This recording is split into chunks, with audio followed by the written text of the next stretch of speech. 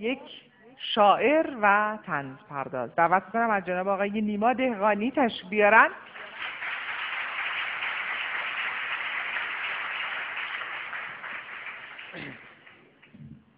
سلام. والا یه فرقی داره من اومدم بالا، یعنی دو تا فرق داره. یکی اینکه اینجا همه آدمایی که اصلا جدی ان، بعدم خیلی اصرارن آقای خاتمی بیاد، ولی نه من جدی ام نه اصراری دارم آقای خاتمی بیاد. بعد حالا دلایلتونم بگین. حالا طی نامه‌ای که بله خواهش می‌کنم. یه سری از طنزنویس‌ها جمع شدن یه سری نامه برای آقای خاتمی نوشتن که البته طنز بود و یه نامه منظومی هم هست که حالا من میخوام، تو گفتن کوتاه بخونم، من یه بیت در میون جام. سلام آقا محمد، با ارادت و عرض احترام از روی عادت، به رسم خوب ایام رفاقت نوشتم نامه تا گیرم سراغت. گمانم برده ای ما را زیادت، منم کبلا مرادو از ولایت. چه ایام خوشی با هم سپردیم، چه بحث و گفتمان هایی که کردیم. حدوداً دوم خرداد بودا، دل مردم ز غم آزاد بودا. مثل برق و مثل طوفان گذشتا، به یادت هست که 78 کجای مشتی اینجا جات خالی است. بدون تو دل صلح و صفا نیست. به این شدت که نه، اما خدایی محمد خاتمی جداً کجایی؟ همه اینجا سلامی میرسانند، اگرچه اکثرا چندیست خوابند، ولی شکر خدا این کت خداه، میگن قلبش طلاست، دستش شفاه. اصلا دست روی هر چی که میذاره طلا میشه ستود، ردخور نداره. خدا مرگم بده، کافر شدم باز. چرا این گونه شد این نامه آغاز؟ به قول شاعر رند نظرباز، بدون نام او کی نامه شد باز. به نام حضرت باری تعالی، بدین صورت شروع شد نامه حالا. محمد خاتمی حالت چطوره؟ بگو دانم که احوالت چطوره؟ هنوز کیفت به کوک شاد جونت؟ هنوز سبز سرت سرخ زبونت؟ دماغت چاق اوضاعت خوب سید؟ هنوز جنس عبات مرغوب سید؟ هنوزم بی جهت میخندی یا نه؟ به نافت گفتمان میبندی یا نه؟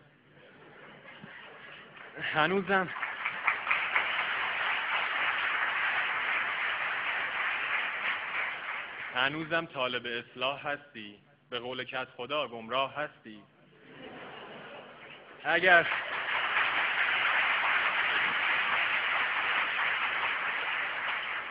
اگر از حال ماها هم بخواهی، سلامت شادمانی رو به راهی. تمام مردم ده خوبند، زنان مثل قدیم در رفت و روبند و مردان مثل سابق گرم کارند، نه معتادند و نه دیگر خمارند.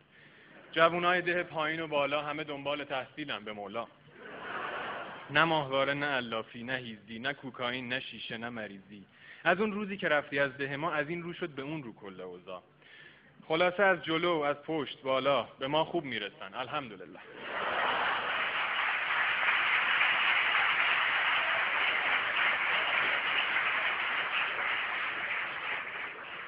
کریم اغلی که گاو شیر میداد، همون که سهم آب و زیر میداد. درست شد وام تعمیرات خونش، جوادم زنگ گرفته، نوش جونش. خودت دیدی که ده چی بود چی شد، زن اوستا غلامم ساکشنی شد. میگن جراحی کرد 79 بار، حالا باید ببینیش روم به دیوار. پس از یک دوره فعل و انفعالات، هزار الله اکبر از کمالات. تمام گاوها بزغاله ها خوب، عموها عمه ها و خاله ها خوب. مراتب سبز، شالی ها به سامان، هوا عالی، بهاری ناز مامان. همه خوشحال و شادیم و غمی نیست. دیگر بحث حضور خاتمی چیست؟ میگم راستی رضاتون چونه سید؟ هنوزم درساشو میخونه سید؟ میخواست دکتر بشه از اون قدیما، تهش شد یا که زاید زیر درسا. نوشتی توی آن دستخط پیشی میخواد دکتر شه، میگفتی نمیشی.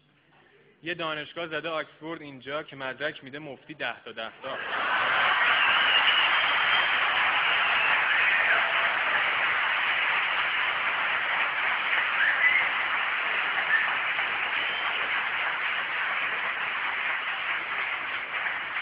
یه دانشگاه زده آکسفورد اینجا که مدرک میده مفتی 10 تا 10 تا. به زیرک ها، به دانشجوی باهوش. مگه کردان نیومد؟ خب اونم روش.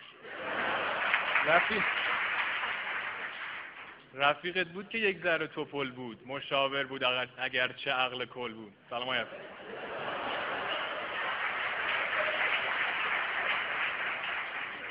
رفیقت بود که یک ذره توپل بود، مشاور بود اگرچه عقل کل بود. دماغش چاق فول گیگابایتش، هنوز چیز مینویسه توی سایتش. فرامرز بچه مش اصغر آقا براش کامنت میذاره روزی 100 تا. آقا پهنای باند ما کلفته، وزیر ارتباطات اینو گفته. اصولا قطر پارتی مثل بانده، اینو بیبی توی روزنامه خوانده. خدا قوت بگو به این رئیسا، چه حالی داد به این وبلاگ نویسا. پروکسی و مروکسی ما نداریم، صدا داریم ولی سیما نداریم. همه چی اینورا آزاد و مفته. اینم بیبی توی اخبار شناخته. رسیور این طرفا هم حلاله. عربست اینوری سمت شمال. میگن ارزونی بی سابقه استین، انیشتین خدا یا نابغه استین. به دنیا رنگ نو پاشیده ایشان، به جبر قافیه ایشان.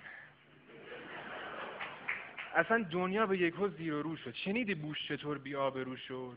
شنیدی که روابط گشت عالی، نمونش بورکینافاسو سومالی؟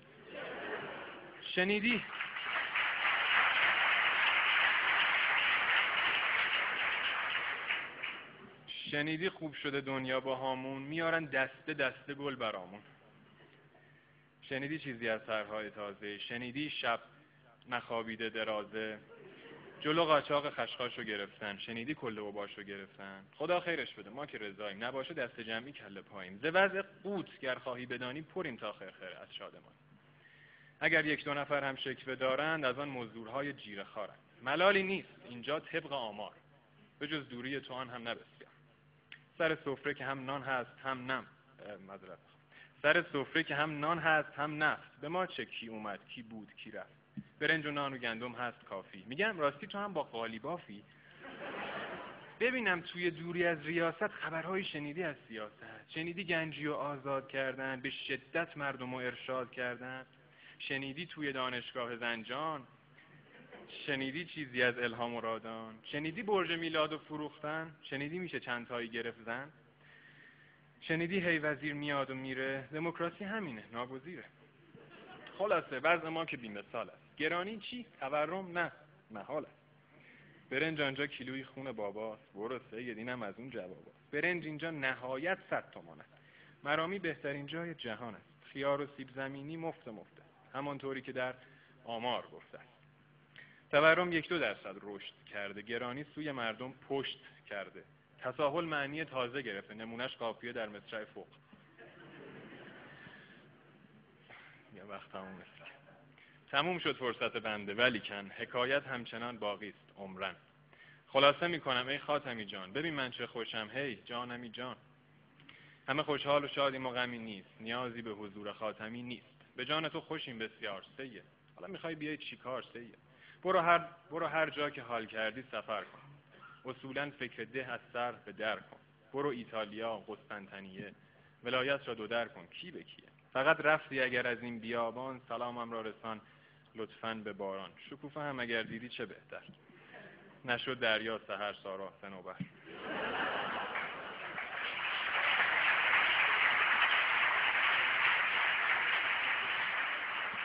فقط رفتی اگر از این بیابان، سلامم را رسان لطفاً به باران. در آخر این تو و این وضع ایران، حالا میخوای بیا میخوای بپیچم.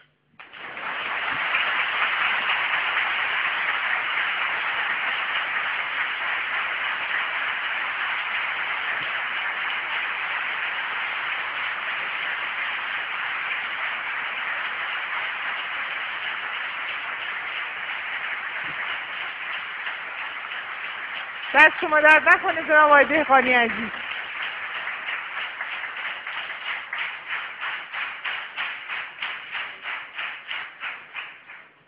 بله اینم غیر از دعوت، یعنی دعوت نبود مثلا.